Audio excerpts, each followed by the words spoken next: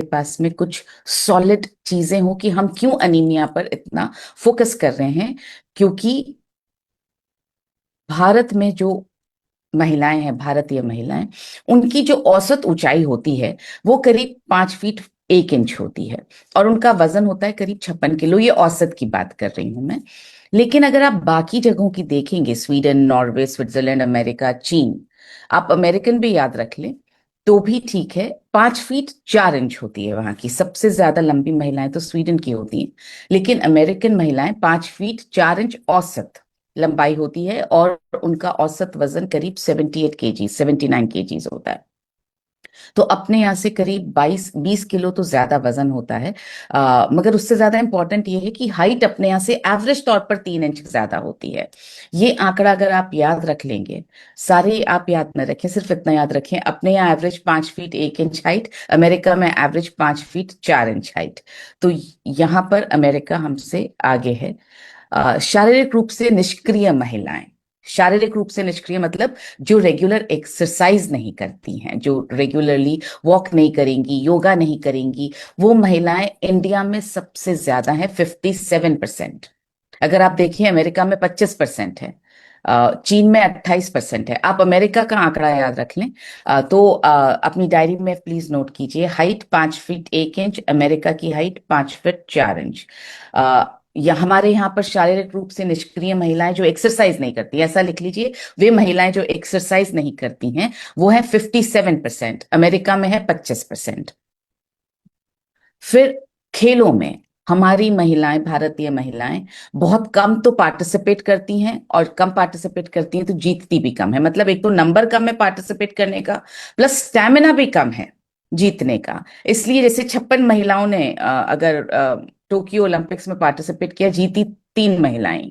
47 महिलाओं ने Paris Olympic में पार्टिसिपेट किया, जीती सिर्फ एक ही महिला।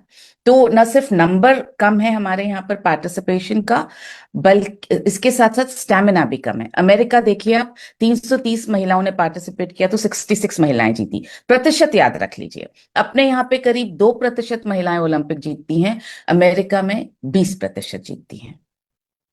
तो ये बहुत इंपॉर्टेंट नंबर अगर आपको ध्यान रहेंगे, तो हम जब बातचीत शुरू करेंगे ना, तो हम लोगों को बता सकते हैं कि हम इस मिशन पर हैं क्यों। क्यों हम अनीमिया को हटाना चाहते हैं? क्योंकि भारत में महिलाओं की स्थिति इस तरह की है। हमारे पास बहुत लंबा जाने का एक रास्ता है, हमारे पास अवसर है। जैसे भारत में 23% लड़कियां किशोरावस्था के दौरान स्कूल छोड़ देती हैं। मतलब 10th के बाद, 11th स्टैंडर्ड, 12th स्टैंडर्ड के बाद कॉलेज तो जाती ही नहीं है। तो 23% लड़कियां स्कूल छोड़ देती हैं, जबकि अमेरिका में सिर्फ 4.3% स्कूल लड़कियां ऐसी हैं जो किशोरावस्था के दौरान स्कूल छोड़ देती हैं।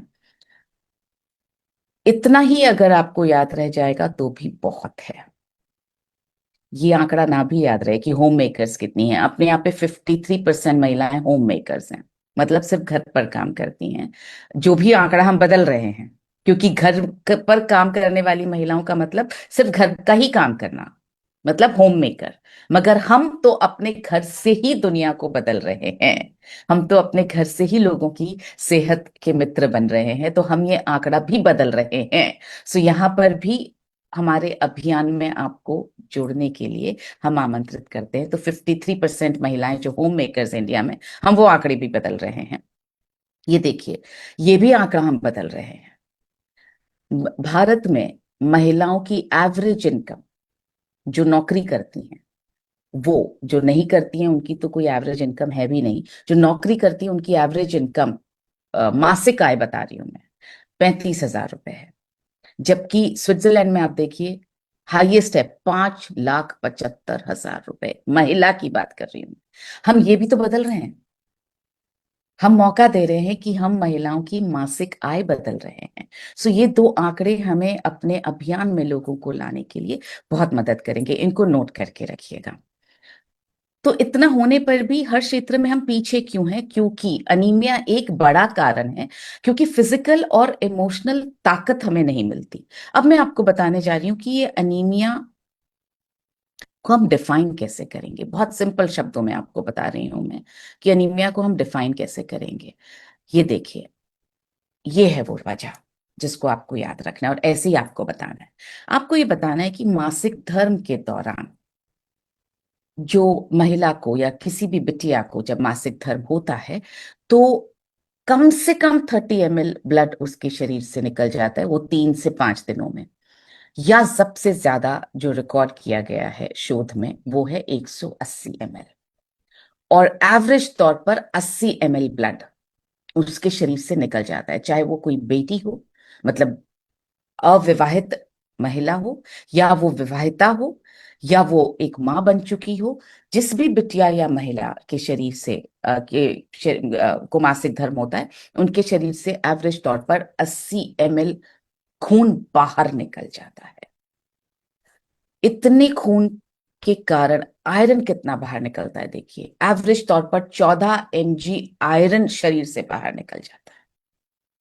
अब आप यहां पर ये पूछें उनसे, भरपाई करने के लिए क्या करते हैं? आपको सिर्फ दो ही फैक्ट्स बताने हैं कि जिस भी बिटिया या जिस भी महिला को मासिक धर्म हुआ, उसके शरीर से एवरेज 80 ml खून बाहर निकल जाता है, 14 mg आयरन बाहर निकल जाता है। इसकी भरपाई के लिए हम क्या करते हैं या आप क्या करते हैं? मैं तो बोल रही हूं तो मेरे रोंगटे खड़े हो रहे हैं, क्योंकि जवाब यही आने वाला है, कुछ नहीं करते।